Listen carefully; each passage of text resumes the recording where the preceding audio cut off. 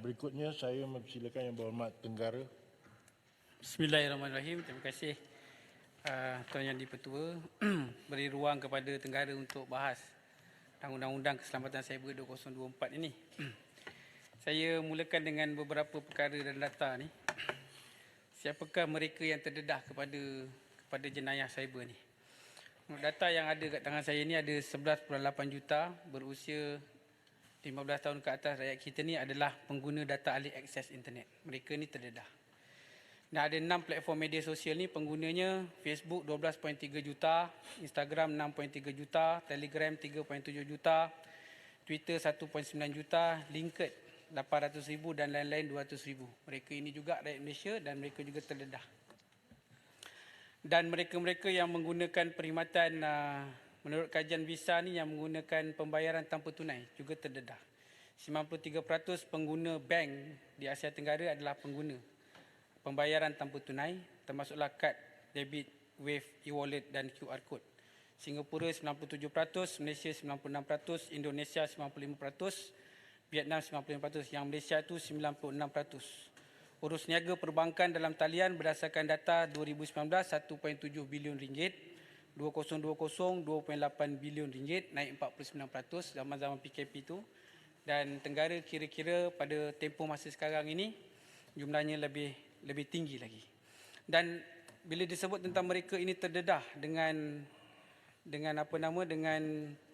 ancaman cyber ni, apakah yang kita ni semualah berdepan? Nombor satu adalah penipuan dalam talian melibatkan penjenayah cyber, pengundi email, laman web dan sebagainya. Kedua, penipuan e-dagang, penipuan yang paling ketara melibatkan transaksi yang berkaitan dengan industri penerbangan, peruncitan elektronik.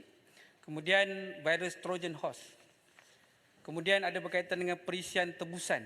Perisian hasad ini boleh mengubah atau menyekat data dalam komputer kita. Kemudian serangan penafian perkhidmatan, DDoS.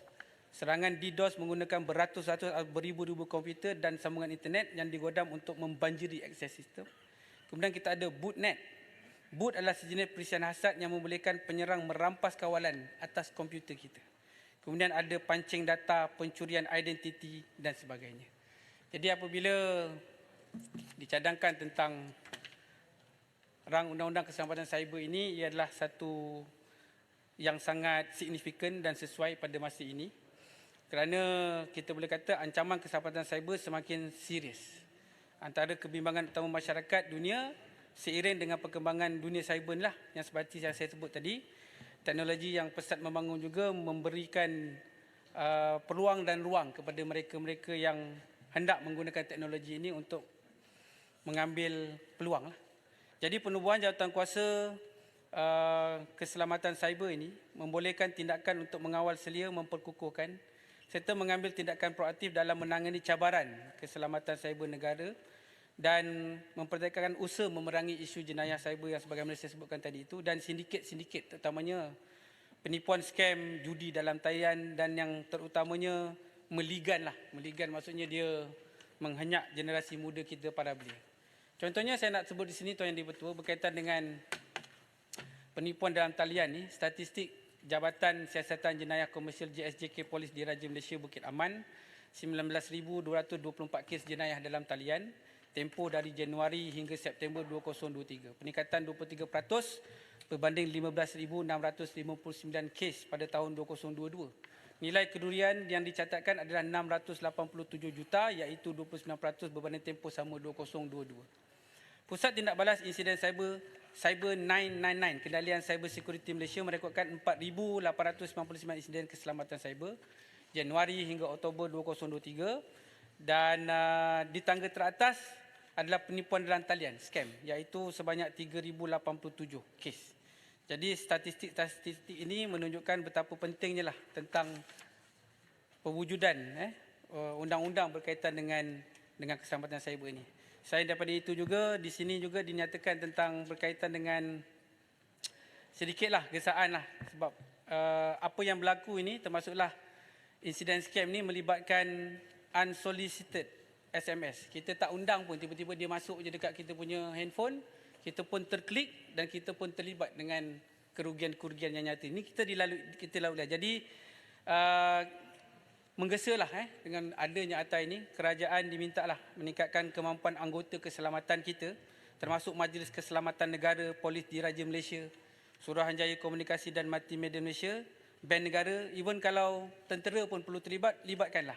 Kita beri latihan peningkatan kemahiran bidang forensik komputer, laksanakan penyiasatan dan analisis yang lebih canggih supaya pendakwaan ke atas penjenayah cyber ini yang licik ini boleh dilakukan dengan lebih berkesan. Dan Tenggara juga mencadangkan agar kita ni kena ada pasukan elit cyber lah. Termasuk agaknya nama-namanya tu komando cyber, risik cyber, untuk benar-benar kita handle jenayah cyber ini dengan pelaksanaan undang-undang ni. Mungkin kita kena rekrut dalam kalangan skamer juga. Kerajaan melalui tak tahulah PDRM ke tentera, cari kenal pasti. Skamer-skamer kita ambil dia masukkan dalam pasukan kita, so that kita boleh ada kelebihan selangkah ataupun 2 langkah ke hadapan untuk kita menangani jenayah cyber ni.